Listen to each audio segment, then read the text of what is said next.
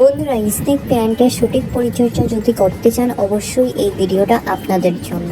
এখন কিন্তু শীতকাল চলে আসছে এবং শীতকাল চলে আসার আগে আগে আমাদেরকে কিছু জিনিস করতে হবে এবং আমাদের স্নেক প্ল্যান্টকে যদি সুস্থভাবে রাখতে হয় এবং ঘরে যদি আপনারা রাখতে চান ইনডোরে অথবা আউটডোরে, তাহলে পাতা কিন্তু সবুজ রাখতে হবে। যদি পাতা অল্প হলুদ হয়ে যায় এবং লক্ষ্য করেন যদি হলুদ হয়ে গেছে, তো বুঝে যাবেন যে এই পরিণাম হবে গাছের। এখানে দেখতেই পাচ্ছেন ভিডিওর মধ্যে আমার গাছের পাতাগুলো নেতিয়ে গেছে, কারণ এটির মধ্যে পাতার মধ্যে প্রচণ্ড রকমের ইনফেকশন হয়েছে এবং প্রচণ্ড বর্ষার জন্য এই কন্ডিশন হলো গাছটি। আজকে এই জৈব খাবার নিয়ে অবশ্যই আপনাদের সঙ্গে শেয়ার করব। ভিডিওটা একদমই স্কিপ করবেন না, ভিডিওটা শুধু আপনাদের জন্য। এটা একদম ঘরোয়া টোটকা। তো যারা নতুন এসেছেন অবশ্যই আমার চ্যানেলটির পাশে থাকবেন, অবশ্যই চ্যানেলটিকে সাবস্ক্রাইব করে দেবেন। আর চলুন তাহলে ভিডিওটা শুরু করা যাক।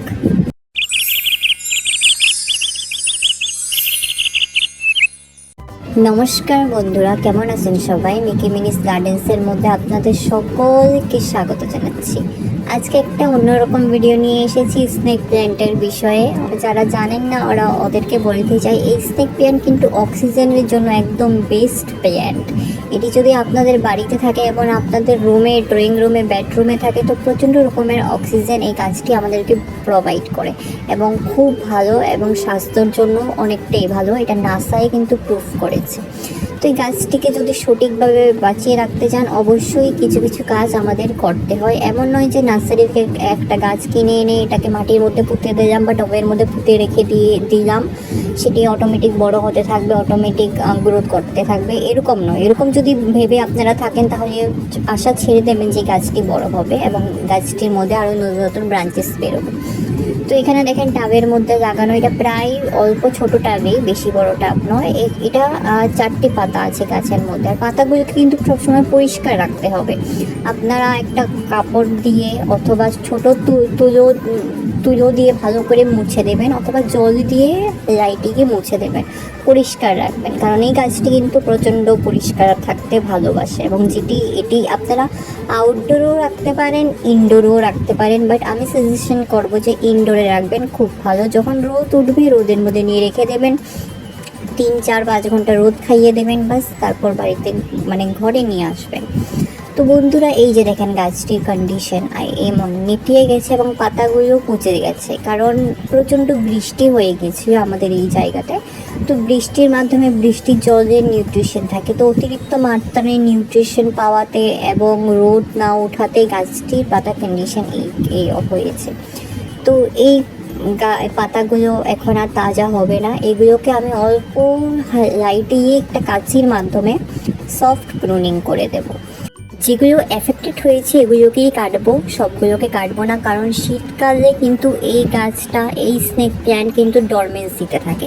তখন আমরা কোনো রকম ফার্টিলাইজার ব্যবহার করতে পারবো না এবং জলও বেশি দিতে পারবো না।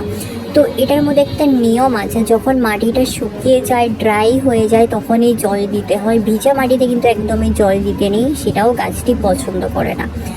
তো রোদের মধ্যে প্রায় মিনিমাম 6 থেকে 7 ঘন্টা অথবা 5 ঘন্টা আপনারা রাখতে পারেন নতুন নতুন গ্রোথ দেখার জন্য।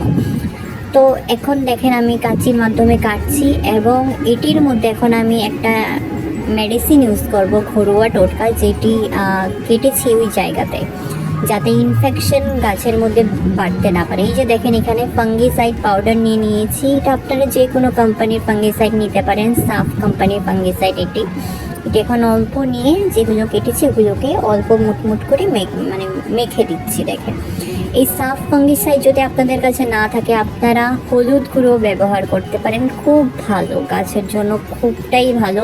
কোনো ফাঙ্গাস হবে না গাছের মধ্যে এবং কোনো পাতা পচবে না। তো এই যে দেখেন এখন টোটকা করে দিয়েছি। আর মাটিটা কিন্তু ময়েস্ট, মাটিটা ভিজে ভাব মাটিটা। তো এই গাছটি কিন্তু আমি নার্সারি থেকে এনেছি, প্রায় ধরে নেন নিয়েছে 50 টাকা নিয়েছিল। 2টো গাছ আমি এনেছিলাম নার্সারি থেকে, আর দুটোকেই আমি টাবের মধ্যে লাগিয়ে রেখেছি। আমার কাছে একটা পরিমাণে স্নেক প্ল্যান্ট নেই, আর অল্প পরিমাণ মতন ফাঙ্গিসাইড আমি মাটির মধ্যে দিয়ে দিচ্ছি, যাতে মাটি থেকে কোনো পোকামাকড় যাতে আক্রমণ না করতে পারে, আমার গাছটি যেন হেলদি থাকে। তো বন্ধুরা, এই ভিডিও আজকে আপনাদেরকে আমি করতে করতে একটা জিনিস বলতে চাই। স্নেক প্ল্যান্ট যাদের বাড়িতে নেই ওরা নার্সারি থেকে গিয়ে নিয়ে আসতে পারেন। এখনও আপনারা নার্সারির মধ্যে স্নেক প্ল্যান্ট পেয়ে যাবেন।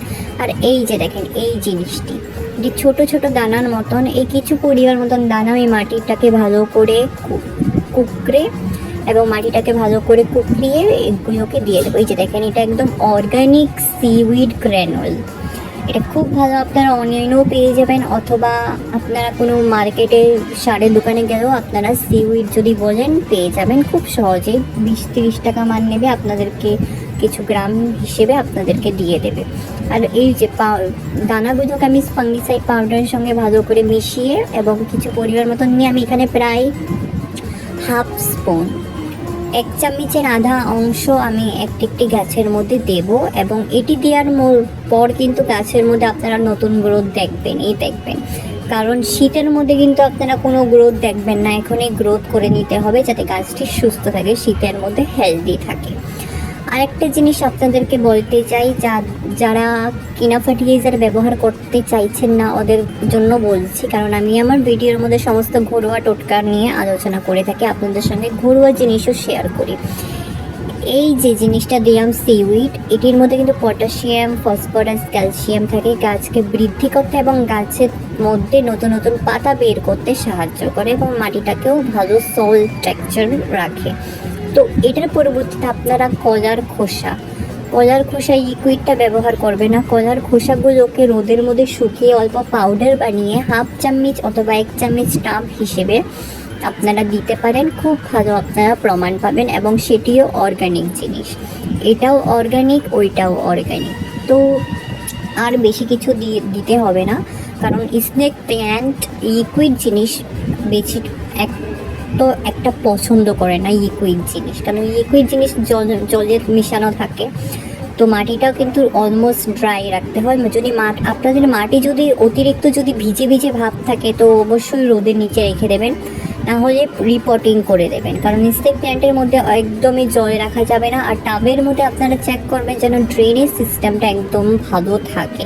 3-4টে ফোটো ভালো ভালো করে দেবেন। এই যে দেখেন দুটো গাছেই পুরো হেলদি, এগুলোর আপডেট আমি আপনাদের সঙ্গে শেয়ার করব শিগগিরই। এগুলোও কিন্তু নতুন নতুন গ্রোথ বের করবে তখন আমি সঙ্গে সঙ্গে আপনাদেরকে ভিডিওটা শেয়ার করব। আর মাটিটা দেখেন প্রচণ্ড ময়েস্ট ভাব, তার জন্য আমি অল্প পরিমাণ মতন জলের স্প্রে করে দিচ্ছি। তো বন্ধুরা, যদি আপনাদের এই ভিডিওটা ভালো লাগে অবশ্যই আপনারা আপনাদের প্রিয় গার্ডেনিং ফ্রেন্ডসদের সঙ্গে শেয়ার করবেন। অবশ্যই যারা নতুন এসেছেন আমার চ্যানেলটিকে লাইক ফলো সাবস্ক্রাইব করে দেবেন যাতে আমি এগিয়ে যেতে পারি আপনাদের ভালোবাসার জন্য। তো বন্ধুরা, পরবর্তী এরকম একটা নতুন ভিডিও নিয়ে আবার আসছি। ভালো থাকবেন, সুস্থ থাকবেন, ধন্যবাদ।